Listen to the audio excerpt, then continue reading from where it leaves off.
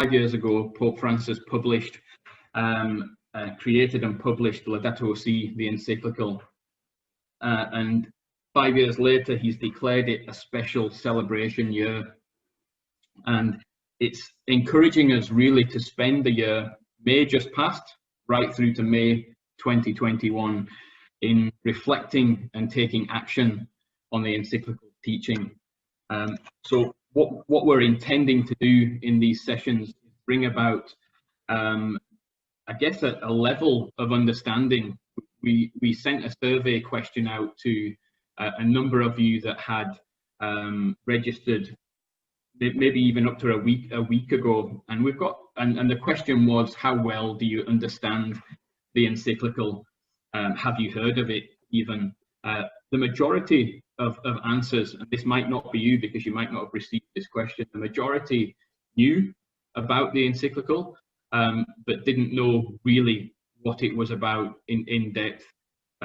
We did have one, I have to say, one answer back from someone who knew a lot about the encyclical and could speak,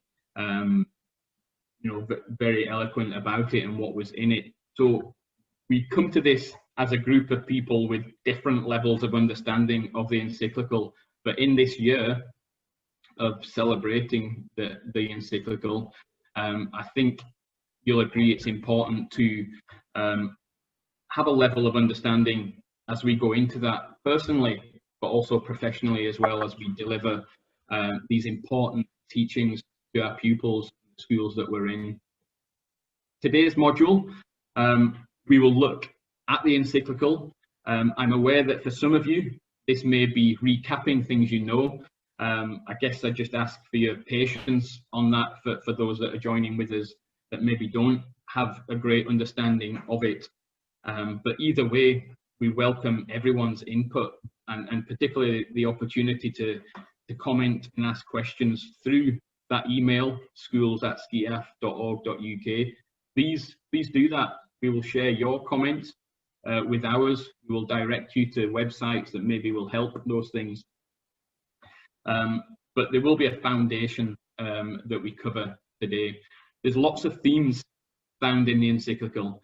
A lot of them are ready fit themes for the curriculum that you'll be aware of. It could be the sacredness of water in P5. It could be how God reveals himself through creation in S1.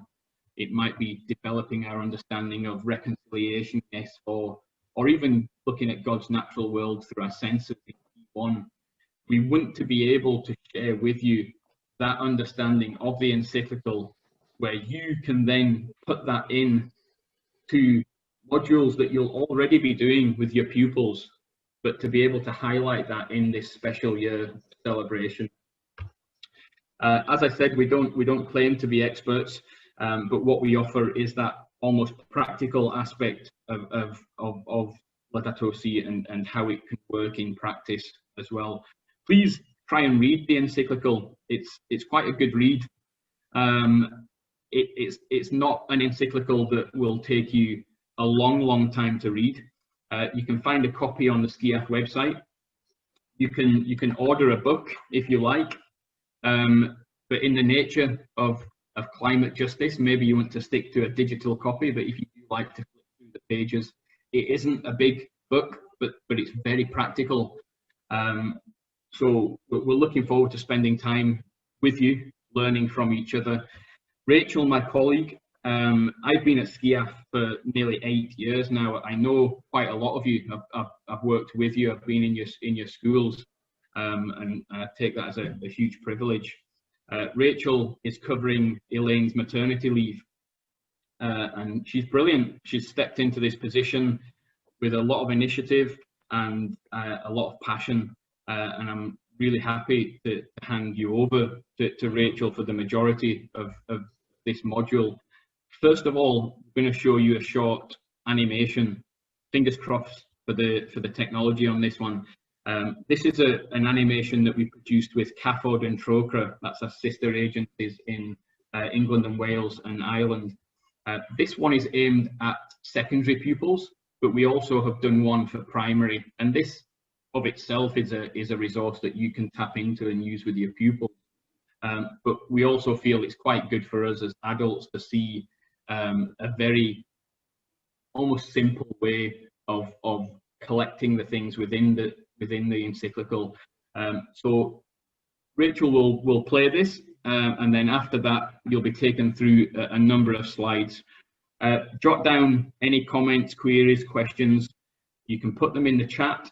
If you want to do it anonymously, please email and we will collate them. Also, please pass on your constructive criticism.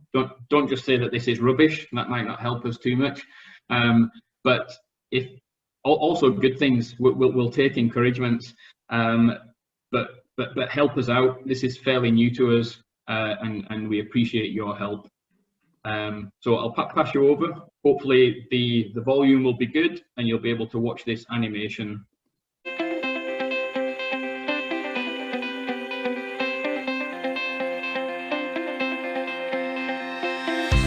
Pope Francis has written a letter addressed to every person on this planet, urging us all to protect the Earth, our common home.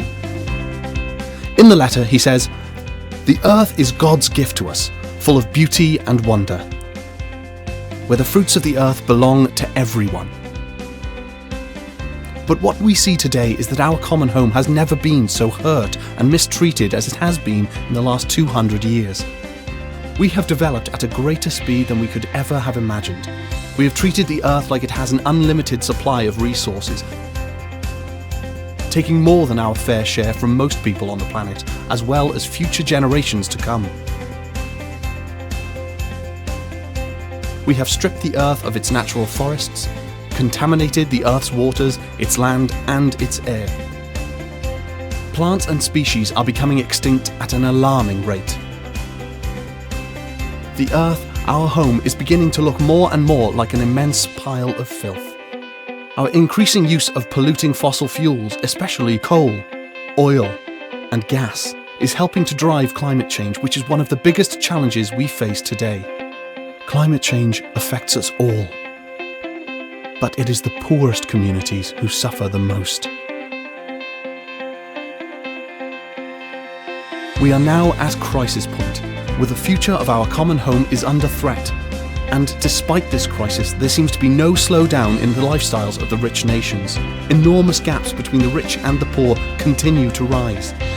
Between those who are trapped in poverty with few or no resources, and those who are consuming and wasting at an ever-increasing rate, leaving a trail of waste and destruction.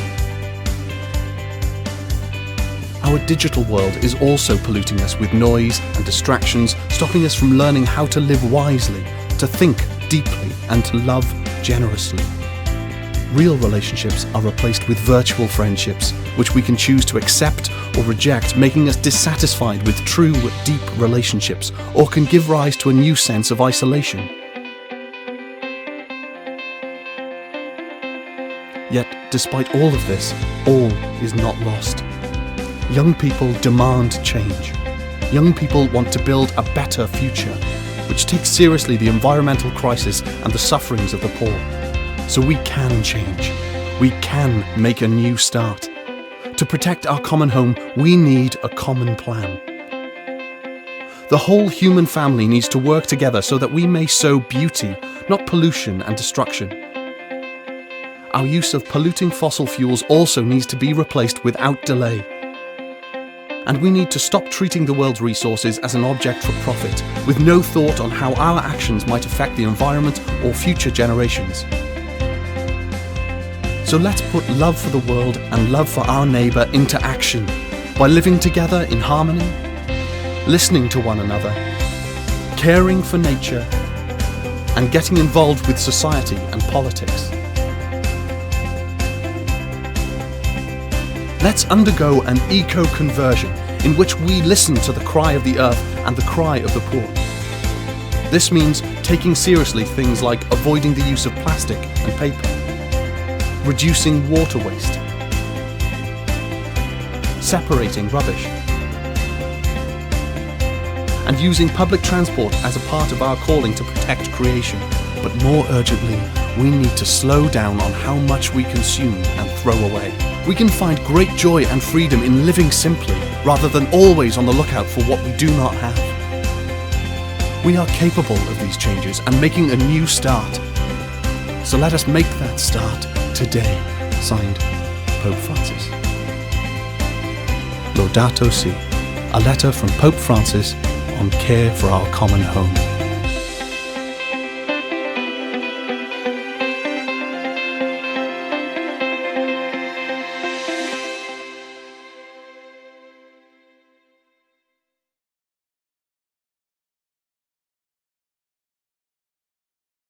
So as Mark has said, first of all, my name is Rachel, and I'll be leading us through the Laudato Si presentation for today's module.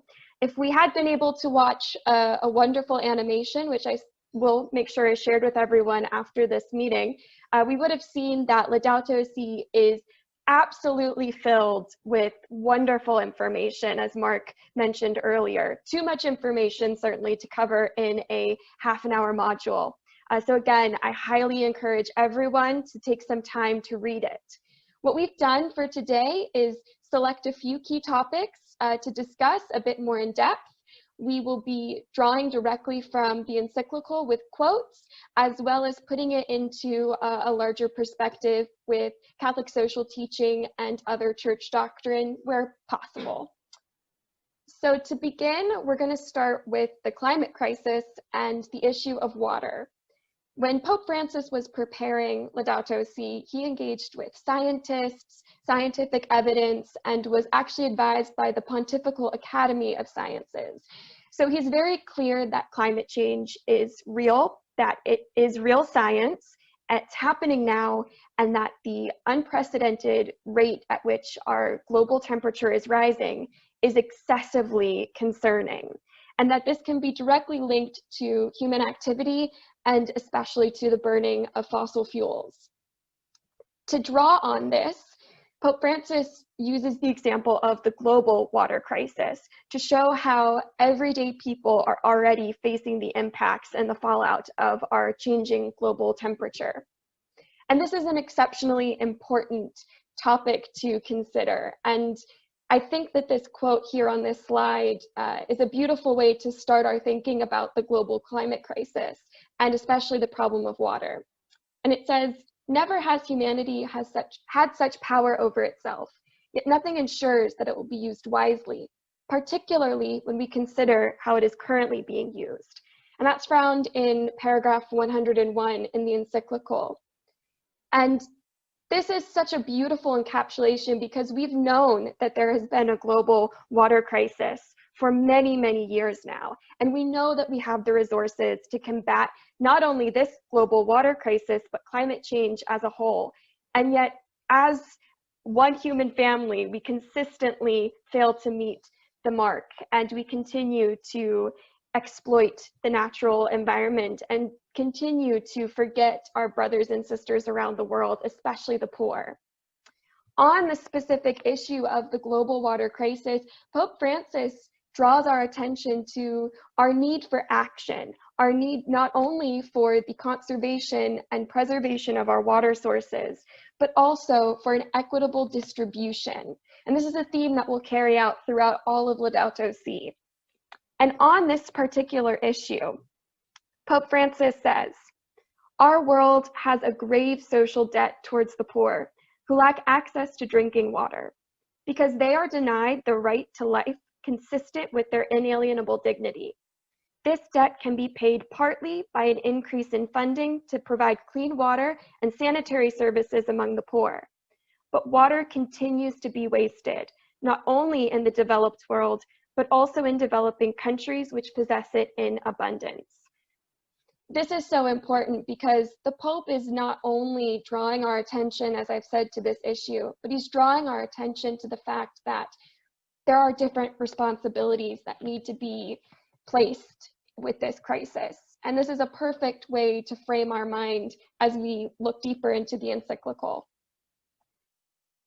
Now, all of the scientific evidence that can be found in Laudato Si, however important, is almost overshadowed by the theological and spiritual perspective that this provides. And that's because inherently an encyclical is a theological and spiritually grounded document.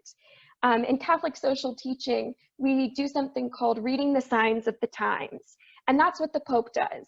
He views the climate crisis through the real lived experience of Christian communities around the world.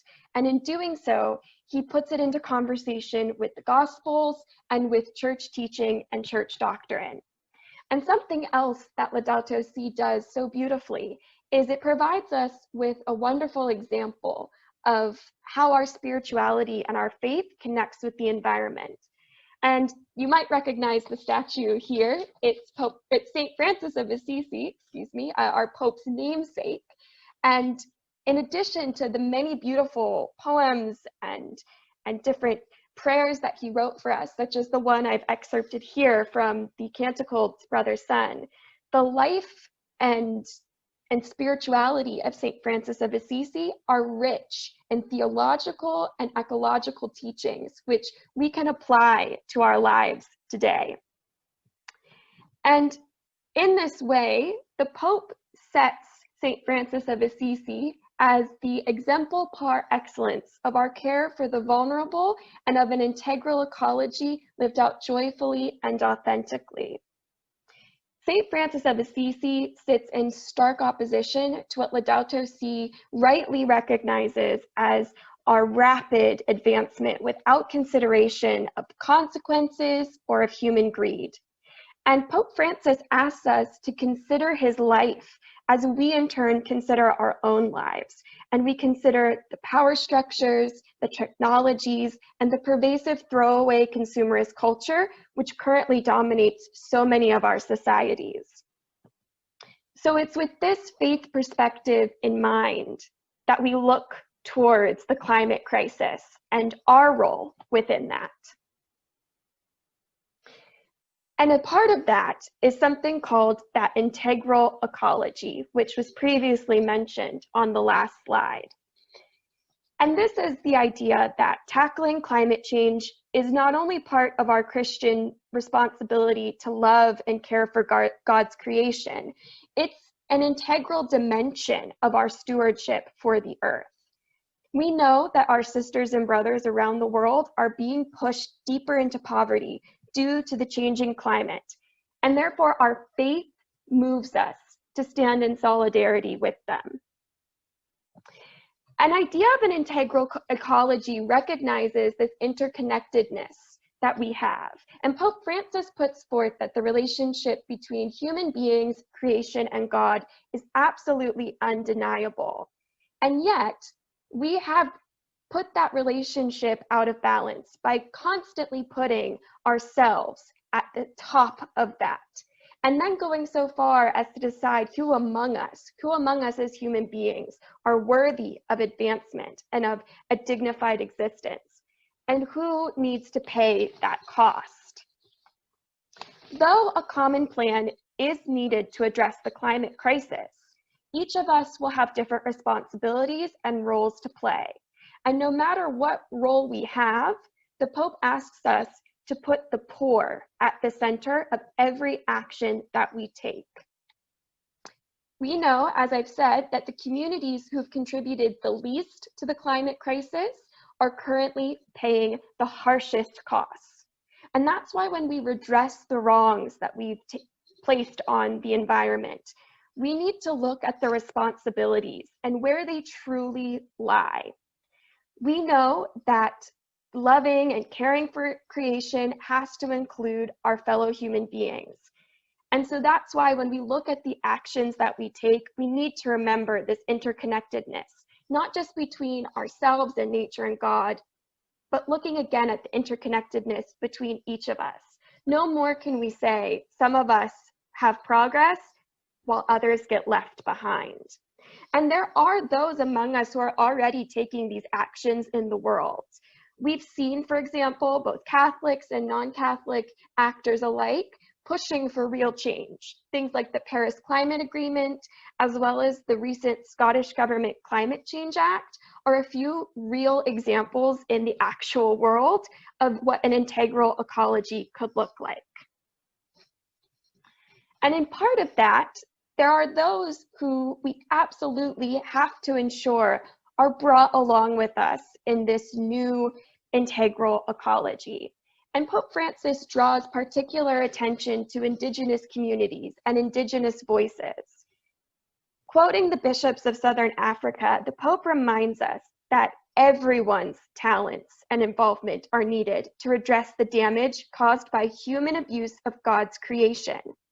All of us can cooperate as instruments of God for the care of creation, each according to his or her own cultural experiences and involvements and talents. So that's just saying that we all have different gifts that we can bring to the table. But the Pope acknowledges that some gifts have been systemically and historically excluded or devalued, especially Indigenous communities who've been exploited for generations. And so he rightly says that they need to be valued voices and become principal dialogue partners on climate issues, especially as they pertain to Indigenous ancestral lands, as well as to Indigenous livelihoods and lifestyles. A larger piece of work in this is also the decolonization and de-Westernization of our understanding of climate change and climate change experts. And this is a very difficult piece of work because it's more than just looking for non-Eurocentric or non-English speaking voices. It's about doing a lot of reflective and reflexive analysis about where we center and where we value knowledge and the types of knowledge that we hold to be true. So this takes us now to our approach and our action. Because once we've been inspired by the encyclical, we need to think about what comes next. So in the words of the Australian bishops, Laudato Si asks us to have a stark conversation with ourselves and to acknowledge our sins against creation and how we've harmed God's creation and how this in turn has harmed our relationship with not only one another and the natural world, but our relationship with God as well. We must have a conversion of heart and a conversion of attitude.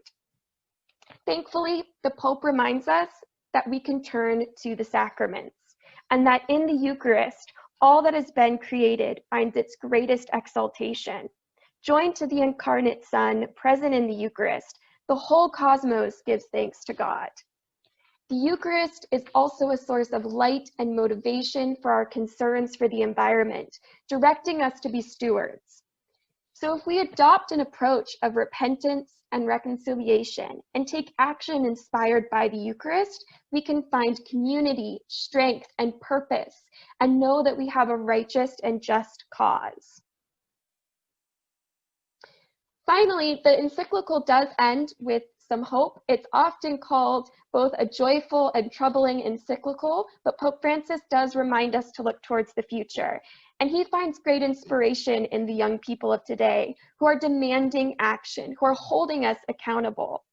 And quoting the Portuguese bishops, he reminds us that we live in a world that is on loan to our generation and must be cared for and handed on to the next generation. It's our responsibility, therefore, not only as actual educators, but as individuals, as Christians, to educate ourselves, to change our minds, to question the structures that have always been, and then educate those around us. And in that way, we can see an authentic and sustainable conversion of heart. It's in that way that we can have courage, remembering that we have a God that loves us, remembering that everyone has the talents and gifts that we need. We can have that courage to face questions like the one on this slide, asking what kind of world do we want to leave to those who come after us, to children who are growing up just now.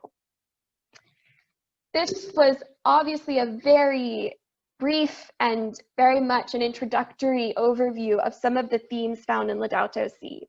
And just to reiterate again, there is so much more and so much more that could be said on each of those topics. But for the purposes of this module, I hope this is giving you some inspiration and good references moving forward. And at this time, I'm going to hand things back over to my colleague, Mark, who's going to lead us in a prayer and reflection before we close out this first module. All-powerful God, you are present in the whole universe and in the smallest of your creatures. You embrace us with your tenderness, all that exists. Pour out upon us the power of your love, that we may protect life and beauty. Fill us with peace, that we may live as brothers and sisters, harming no one. O God of the poor, help us to rescue the abandoned and forgotten of this earth, so precious in your eyes. Bring healing to our lives, that we may protect the world and not prey on it, that we may sow beauty, not pollution and destruction. Touch the hearts of those who look only for gain, at the expense of the poor and the earth. Teach us to discover the worth of each thing, to be filled with awe and contemplation, to recognize that we are profoundly united with every creature as we journey towards your infinite light. We thank you for being with us each day. Encourage us, we pray, in our struggle for justice, love, and peace. Amen.